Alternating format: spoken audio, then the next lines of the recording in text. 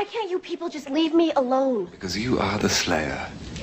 Since she vaulted onto our TV screens in 1997, Buffy the Vampire Slayer has amassed a rabid fan base, garnered critical acclaim, and skyrocketed Sarah Michelle Gellar to fame.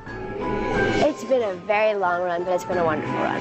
Buffy the Vampire Slayer is going into its 6th season. They just hit the Lucky 100 last season. Stay with us for a kick-butt look at every demon's nightmare, Buffy the Vampire Slayer.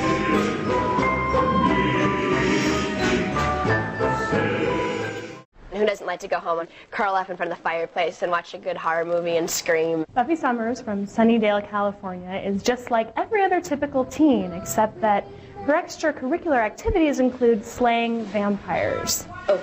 Buffy was designed, you know, as kind of a feminist icon and kind of just a fun twist on movies. To play a heroine that sort of transcended all those categories.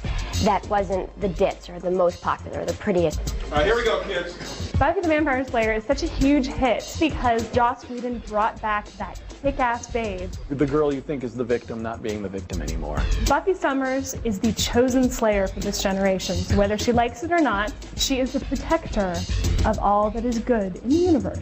Okay, now we know what a vampire slayer is, so what's a vampire? Everybody's seen vampires around. You may conjure up images of a Halloween costume with the slicked back hair and the cape, but on Buffy the Vampire Slayer, the vampire might be the sexy guy next to you in gym class. And in the fictitious town of Sunnydale, California, vampires are a dime a dozen. Glory! What do you think? 5.1?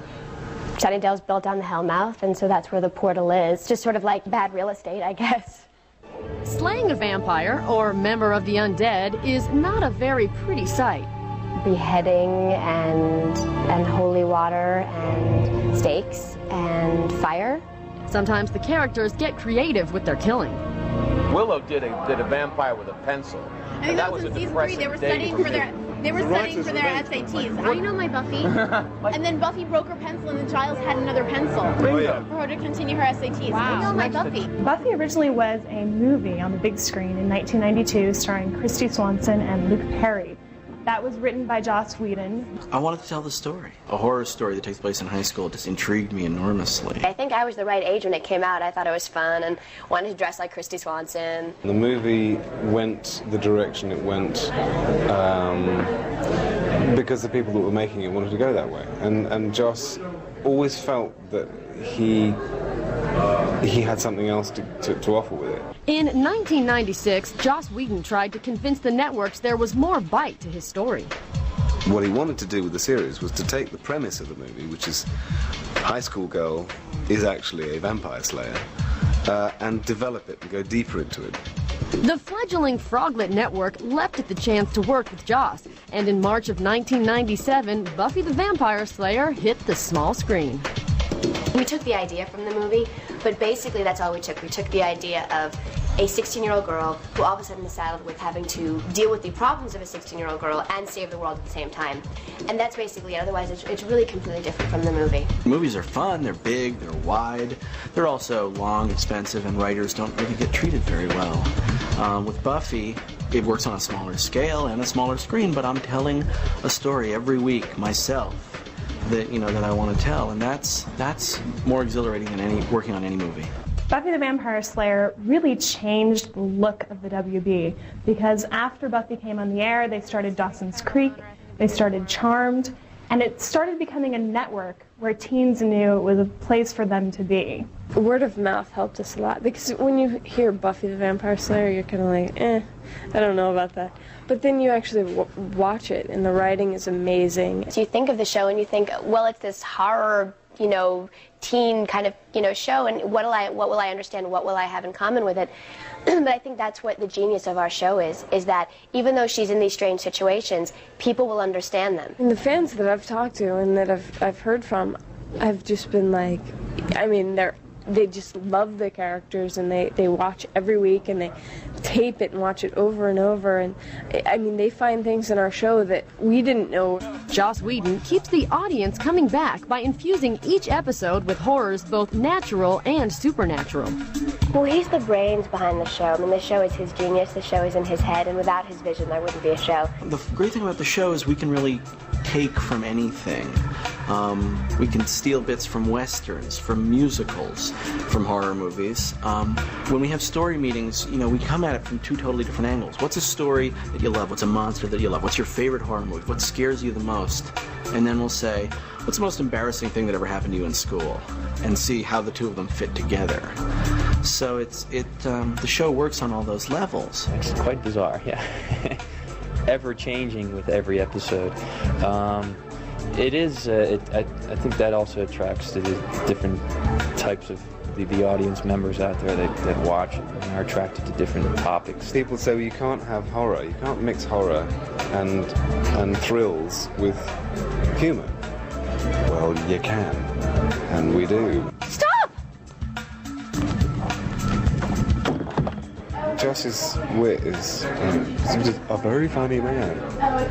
That was one of the things that really, really attracted me. And also, as I say, the fact that it went, you know, it's dark. It's not just kind of realistic, it's dark. It goes into areas of sort of areas that people don't normally go. And then we deal with the high school issues as well, which is pretty more horrific than vampires trying to suck the blood out of you. Everybody I've said, I'm making a horror show about high school, they're like, that's redundant. I mean, high school is when your life is most like a horror movie. Everyone really can relate to it. Maybe not necessarily the fact of being a 16-year-old who has to save the world, but what it's like to be in that time when you're 16 years old and you're not a child, you're not an adult, you don't know where it is you belong. And because Joss Whedon is such a wonderful writer, I mean, Toy Story and Alien, and not only do we have this great horror genre type twist, but we have a real gritty human side to it. It is an opportunity for everybody to, you know, to get out their angst, to deal with the bully who beat them up, and all those things that happen in high school. But keeping Buffy fresh and original comes at a cost. I'm having a nervous breakdown and my marriage is a sham. This job takes more out of you than I could ever have imagined. It's harder work than I ever conceived I would be doing in my life. Because I love it so much.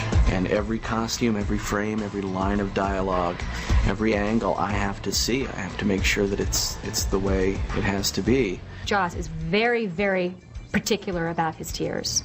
Yeah, it's very strange. So I don't even know how many times I had to do that take. Okay, no, a little bit less tears. No, a little bit more. No, okay, now it'd be great if you started crying like right around this line and maybe just one tear. I'm like, I can't do it anymore. I was so tired. We were like in meal penalty and I was hungry. I'm like, I can't. And I was so tired. He's like, great, Brent, that's the one. It's not that hard, but don't tell the actors that. Let them think I'm smart.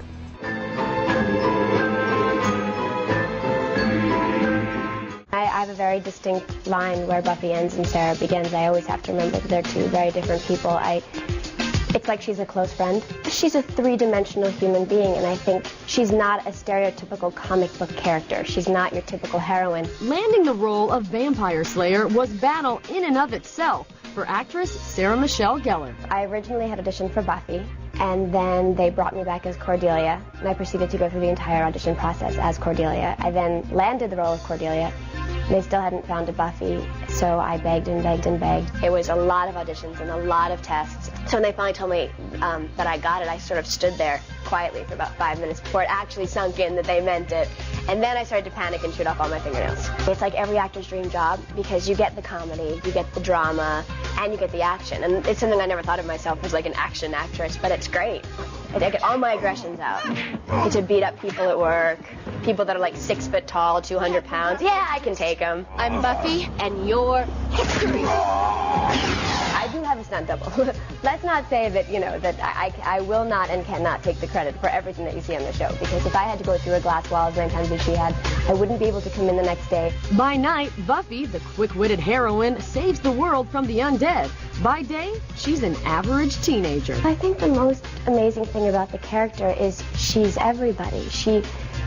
was never the most popular, she was never the prettiest, she was never the smartest, but what she was comfortable with who she was, and it's, I think, the most important lesson. She has a huge load on her shoulders, and she gets through it with grace and aplomb and a little bit of wit. Buffy is all about girl power, and that keeps the audience coming back. Without the fans, we would not be where we are. It was their loyal support, specifically a lot of the internet support that we had in the very beginning, that kept us going. Sarah Michelle Gellar has become so huge with her teen fans because she's funny, she's smart, and she kicks ass.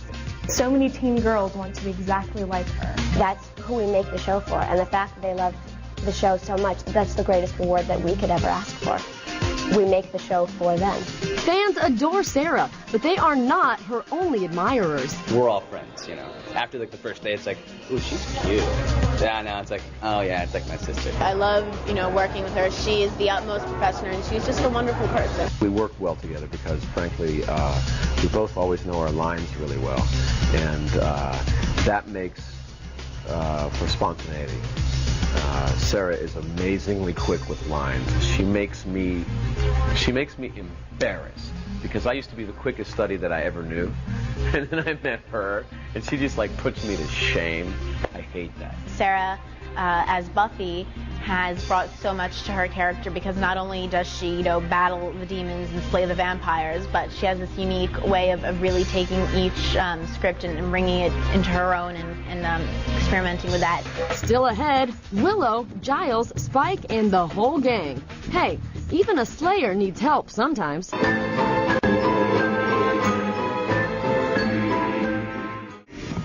Buffy! Where's she going? Should we follow her? I don't know. Buffy definitely would not have saved the world as many times as she has if she didn't have a strong, supporting team behind her. Alyson Hannigan plays Willow, Buffy's best friend. She's been on the show since the very first season. Well, Willow's, definitely a good best friend to have, I think. She's smart. She can hack illegally into computer systems. I mean, what else do you need? She used to be this dorky computer nerd, and now she is a very strong, very, very threatening witch. She and Buffy are a good team because Buffy's got the strength and the glamour and the everything, and then Willow has the computer skills and the book smarts. I just, think it's good to be prepared. Don't want to be caught unawares. Nicholas Brendon plays Xander, who's a doofy but lovable guy. He's the comic relief, and he definitely helps out Buffy, but most of the time it's by accident. Me, I put chicks in bags and I run from evil. She just needs some time is all. One day I might bag chicks and fight evil, but not right now. Xander has been on the show since the very first season, and in the beginning had a huge crush on Buffy. Whoa. But she really wasn't all that into him. She likes guys that have a little more bite. He was nerdy and then and had a transformation apparently last year to make him a bit kind of. He grew up, but he's not going to college. He's kind of like Nick Brendon, really. You're very lucky finding a guy like him. And he's just a cool kid, Very warm. And he's not really that good at fighting. He gets knocked out a lot. Emma Caulfield plays Anya, who is a demon who happens to be hundreds of years old. Now she's human, she's in love, and she's engaged to Xander. We have so much fun working together. He's just charming and fun, and our scenes are really sort of effortless. Half of the fun is getting to the altar. There's always sort of that tension underlining everything. Anya's sort of, you just always get the feeling that there's just, she's just about to blow a gasket. She could just go at any time. There's that little bit of craziness about her, which I identify with, I think. Michelle Trachtenberg plays Dawn, who just appeared on the show last season as Buffy's little sister, which had a lot of viewers scratching their heads. It was a little bit nerve-wracking joining a show in its established 5th season, but it was wonderful. My first day, literally, everyone grasped me up and grabbed me into a big bear hug, and I was accepted into the Buffy family quite quickly, and quite lovingly. She's just extraordinary on film and brought that with her from the first day. Just an extraordinary talent. And that must be frustrating for people. She was 14 when she started on the show, and Sarah actually said to the girl, why wasn't I this good when I was 14? No. No! What we came to find out was that Dawn was actually a very powerful tool that could be used for good or evil. Well, Dawn's power last year wasn't really like, I'm gonna zap that TV remote control to me. It was more along the lines of, her blood and how sacred or special it was to this ritual. This year, again, any powers or non-powers will be exposed throughout the season. James Marsters played Spike, who originally was supposed to be Buffy's great nemesis. But Joss Whedon brought him back because there was so much chemistry between James Marsters and Sarah Michelle Gellar. Were you born this big a pain in the ass? Well, what can I tell you, baby? I've always been bad. I always liked Sarah a whole lot. I remember filming with her like the third night that we ever filmed, and we were sitting on a curb together waiting to go into coverage. And she just turned to me and said, I think you're really cool, but I just want you to know that I don't really, I separate work from my social life. Don't get all excited. So I may not call you up and invite you to parties or anything, but hey, man, you're really cool. And I was at that point, I was a disposable villain. I was like, I'm kind of the same way, so cool. And ever since then, we've become kind of friends. Now they're developing a bit of a romantic spark, because Spike has actually seen his wicked ways and turned to the good side. The first time Spike saw Buffy, the character, he was hunting her, which has a very sexual undertone, and I played that very heavily. It's kind of the same thing.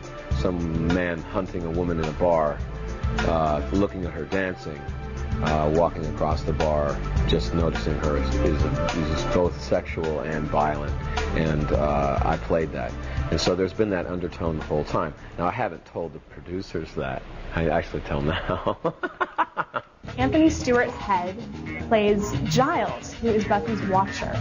And his job is to watch over Buffy and make sure that she understands her role as Slayer. I mean, everybody thinks that Giles is like, he's not going to get into it. But Giles has his moment, and he's finding himself and his past. He's having a good time. Giles was originally a librarian who worked in Buffy's school.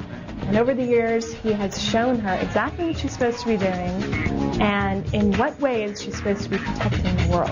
And as a watcher, who is the guy who basically finds her and trains her, and she doesn't want anything to do with it, she just wants to go shopping or whatever. We are not talking about this. Yes, we bloody well are. This little girl told me the other day, she said that her friends at her school took a poll and they wanted Buffy to be their sister, Willow to be their best friend, Xander to be their boyfriend, and Angel to be their bodyguard. David Boreanaz played Angel in the very first season of Buffy the Vampire Slayer, and he was a vampire with a soul, so he actually was a good guy. Former cast favorite Angel has spread his wings and flown to his own series, but he'll always be in the hearts of true Buffy fans. I love vampires. Always wanted to play a vampire with a conscience. It's big now, yeah, I guess I've always been drawn to the dark side. I don't know. Yeah. Life after Buffy is very good for a certain good vampire and his sidekicks. I was really hoping it'd be you. Talk about a face only a mother could love. These devilish dudes were spawned from the creative vision of makeup supervisor Todd McIntosh. There are two typical Buffy days. Obviously, there's a lot of regular cast days, and it's a good 12-hour day, and you sit on the set and keep them powdered and pretty. And then there's the monster days, where we may start at 2 in the morning or 3 in the morning, do a 5 or 6 hour makeup, then shoot for another 15 hours, and then do it all again 8 hours later. How does the actor keep that patience for 5 hours? I don't know. For me, it's constant work. You're always moving, you're always painting, you're always concentrating on something, you never stop. on a TV show, especially with a restricted budget, you recycle things. There are parts of certain demons that show up in other demons, but they're always made to look different. If you were to put them all together, line up all the photos for 6 years, you'd recognize, oh, that's those ears. That's that set of noses. Yeah, they get reused. I thought I noticed a family resemblance, but enough about the beasts. Let's move on to the beauties. I shop once a week to see what is new and what's hot as far as fashion stuff is concerned. And we keep an eye on that with the actresses on the show so that they're always sharp. You'll notice that Sarah slowly sifted out of the frosty colors and the bubblegum pinks into more mature colors. Everyone in Sunnydale is so attractive. Attribute that to good genes, brilliant makeup artists, and the right clothes. I really, really enjoy dressing all of them because they're different. That's an understatement. The most challenging character to dress probably is Spike. Just kidding! I got a new t-shirt, and I got a new pair of jeans today. These are my third pair of jeans on the show. I'm celebrating. Same shoes, one pair of shoes. He's worn the same thing for the last 5 years. The coat was $2,000, and we immediately ran over it with a truck. I say we, like I did it, right? Teamsters ran over it with a truck. It's a union job. And then when I came back for the second season, right, they had polished the damn thing. It looked good. So I immediately started rolling around on the soundstage trying to get it looking bad again. While Spike gets down and dirty, other cast members are clothed in custom designs. If there's special costumes to be made, then of course I go out and I swatch them and I do sketches and have Joss and the actor, the director, approve it.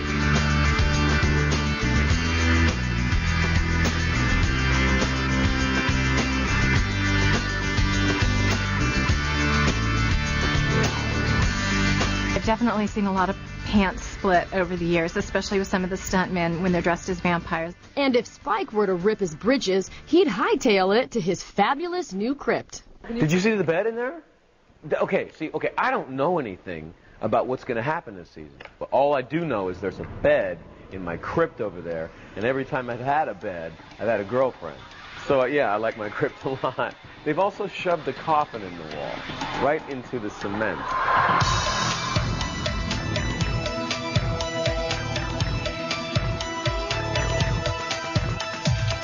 I've shot one scene in there.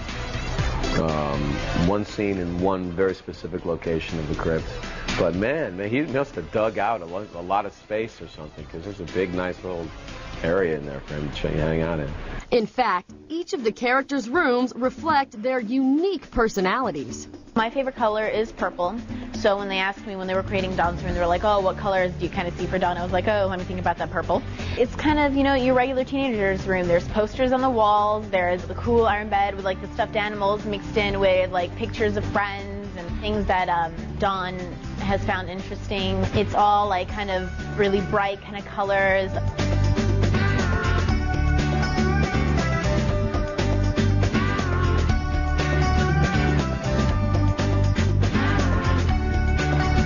Production on Buffy the Vampire Slayer rotates between 3 sound stages, so while the cast is shooting on one set, the others are as quiet as, well, a graveyard.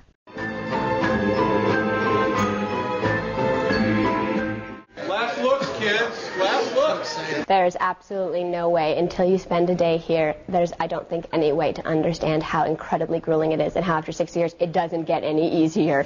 When the cameras start rolling, the cast and crew of Buffy get busy. And while it may look like everyone is having fun with their fangs, there's a lot of rubbing, a lot of touching.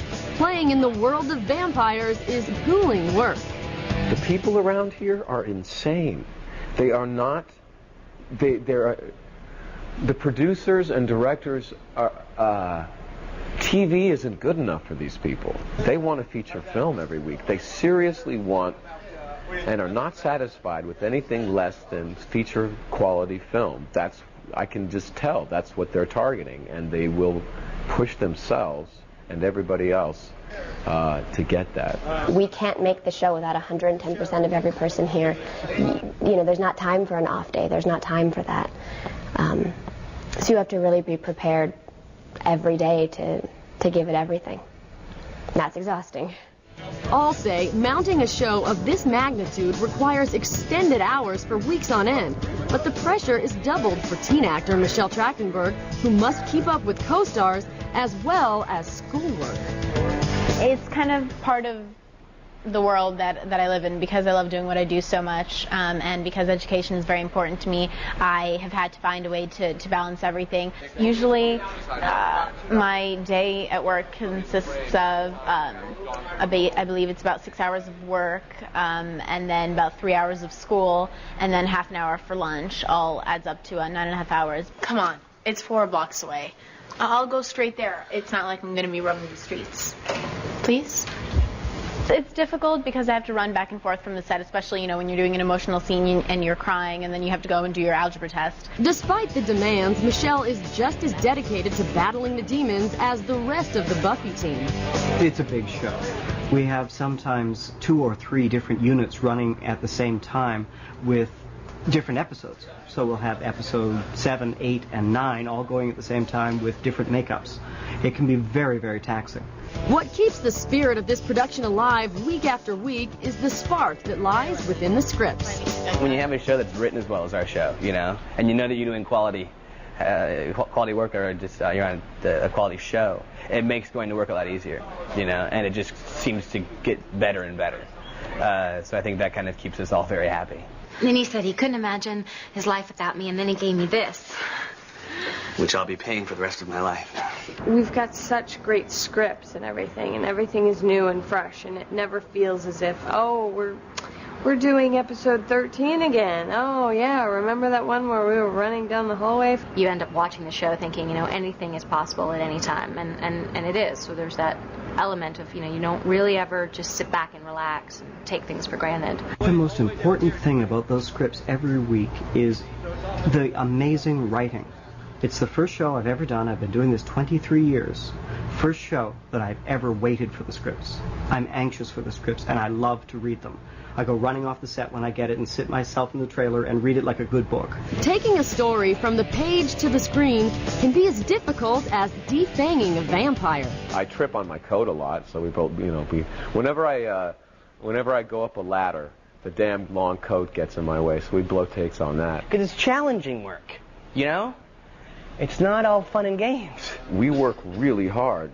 We crack little jokes and everything, but there's no practical jokes around here. Second team, thank you. We love you. So if we blew a tape on a practical joke, that would take 20 minutes. And if I add the money up, what is that? 35,000, 37,000. So. No. There's no, pulling old props out of drawers and, going like this in front of people. The scripts don't resort to old tricks either. Each episode propels the actors to explore the depths of their talent. You're alive, and you're home. Sometimes the challenges faced by the cast do not come from the Hellmouth, but from harmony. It's just going to be us, and somehow we started singing and dancing, and it's going to be very much fun.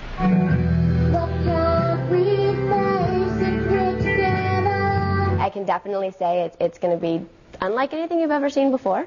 Go right up to the edge. There you go. Joss always wanted to do a traditional throwback to musicals, and he had planned this for quite some time.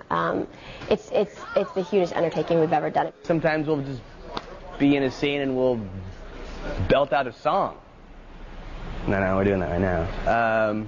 I don't know. There's just a lot of, I'm exhausted right now. I just sang and danced. I thought we were crazy before, but now I think we're all actually criminally insane. When we do this, we'll probably need the beads down and everything. Before the word action is uttered, makeup is checked, marks are met, cameras are set, and everyone is ready to create TV magic. Here we go. Yes, sir. Here we go. Ready.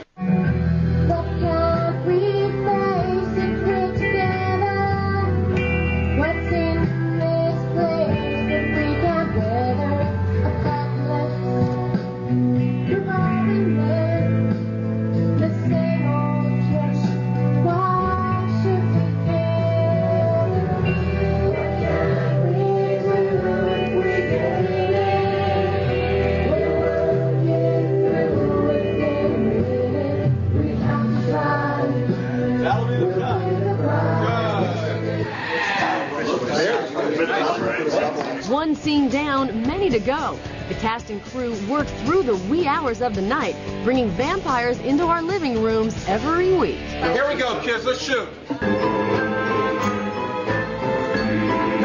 On screen, he's 240 years old, but this mystery man keeps hearts beating. Hold on. Can we say H-O-C-C hot? His allure didn't escape Buffy either. It took Buffy a while to come around, but they eventually got together and were pretty much each other's soulmates. But of course, in Sunnydale, there really aren't any happy endings, so Joss Whedon had to pull them apart, way apart, and put David Boreanaz on his own show. He started Angel, which is on the same network, and was a follow-up to Buffy on Tuesday nights. I'm just along for the ride, like I started out with Buffy, and I just kind of take it one step at a time, one scene. I don't really look down the path of what's going to happen to him. And then David. We're going. Oh, thank God. I enjoy the work and I enjoy doing it, so you know, when they spring something new on me, it's great, it's spontaneous, and it's fresh. David Boreanaz has really made a name for himself as a teen idol through Buffy and Angel. You know, he's obviously a heartthrob, and you open any teen magazine or go into any teen girl's bedroom, and there'll be a picture of David Boreanaz. They want to see other levels of his character, they want to open him up, they want to see him laugh a little bit more. You get that general feedback from the fans. Somebody belch? Charisma Carpenter plays Cordelia, and when the show spun off into Angel on the WB, Charisma's character, Cordelia, decided to follow Angel to Los Angeles to pursue a career in Hollywood. I was so flattered, incredibly flattered, and I was thrilled to do it. When David's not sharing scenes with his beautiful co-star, he's off making movies. Yesterday, I noticed some of my underwear was missing. Oh, don't worry about it, that was me. David Boreanaz has really made a name for himself through Buffy and Angel. He just starred in Valentine with Denise Richards. I believe in just letting things happen instead of pushing things, and you know, it's a process for me, always has been, so you just enjoy each step and see where it takes you. Another actor cashing in on the Buffy phenomenon is Anthony Stewart Head. The British thespian will soon move back to his native England to star in his own show, The Watcher. The Watcher is a spin-off series that Joss Whedon is creating for the BBC, starring Anthony Stewart Head as Giles. You think I was like in sync? Seth Green had done a few roles before Buffy, but he really broke out big time with Buffy the Vampire Slayer. And after 3 seasons, he decided to leave and pursue a big screen career. From Buffy to Austin Powers, Seth Green's caustic brand of humor captured the cynical hearts of his adoring fans. I think he's like hot. The room falls at my feet. Yes. It seems no matter where this funny man goes, he is surrounded by shrieking mobs. It's like young girls screaming, "That's the guy, officer," you know. Have you gotten used to it? No. Would you ever get used to somebody screaming at you? I don't think so. Unless they're screaming, "Look out, tiger!" You know, I get used to that.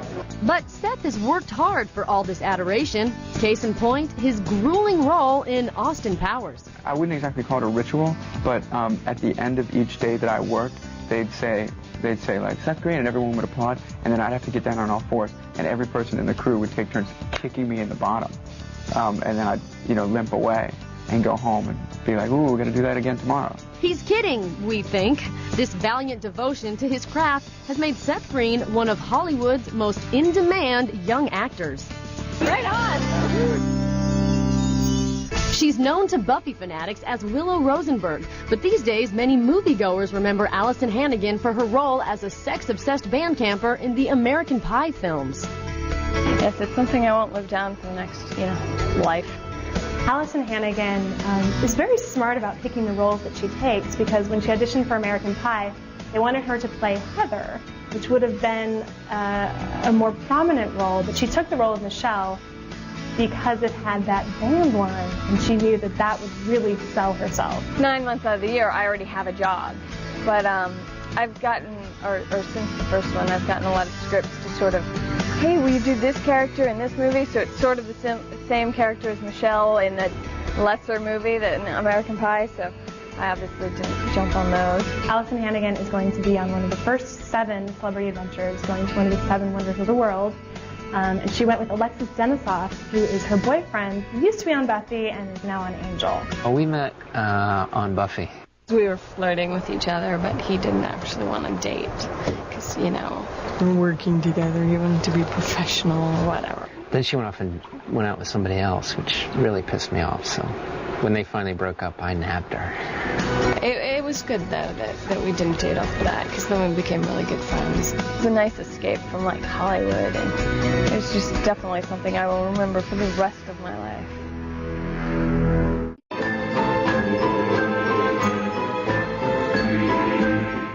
In April 2001, UPN drove a stake through Buffy the Vampire Slayer's run on the WB network.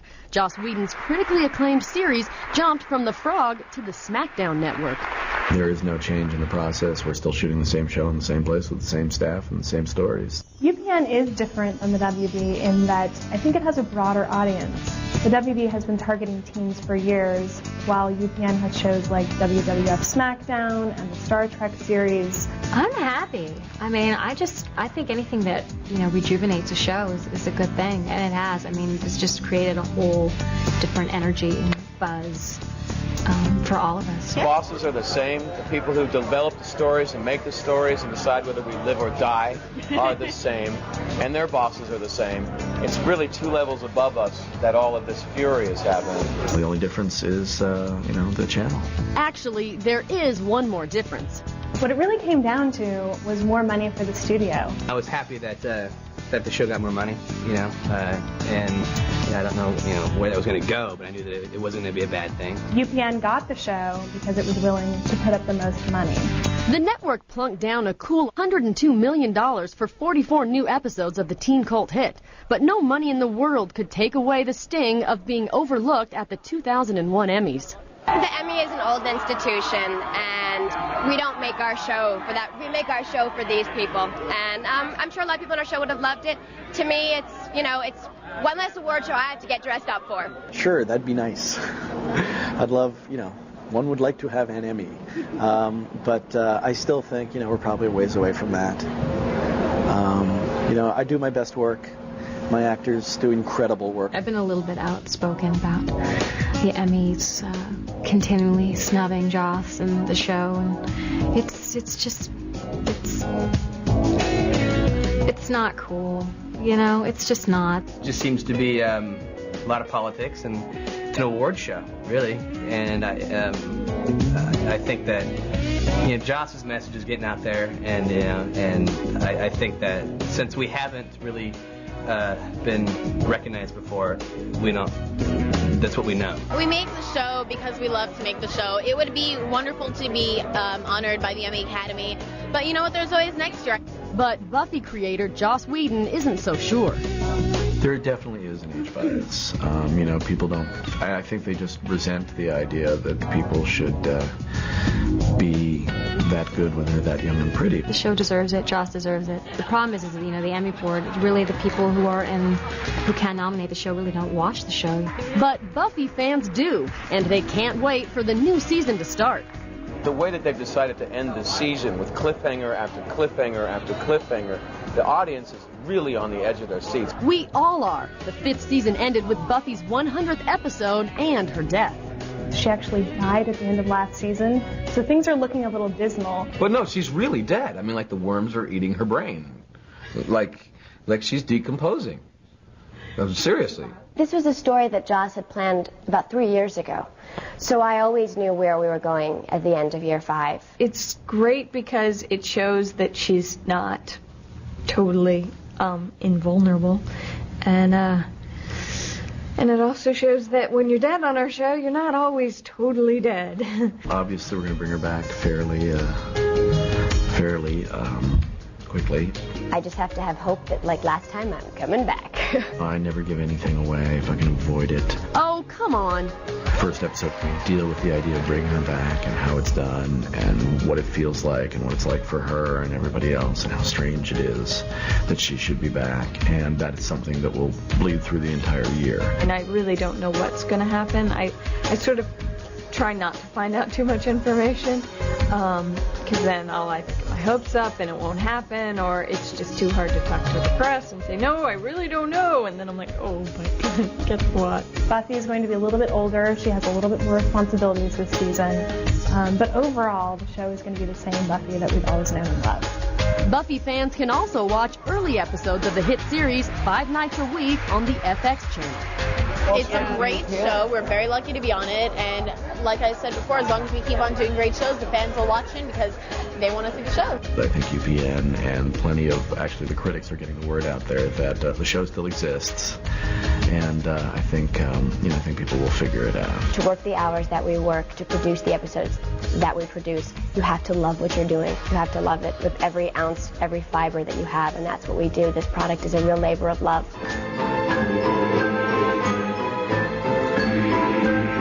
We were a mid-season replacement on the WB called Buffy the Vampire Slayer.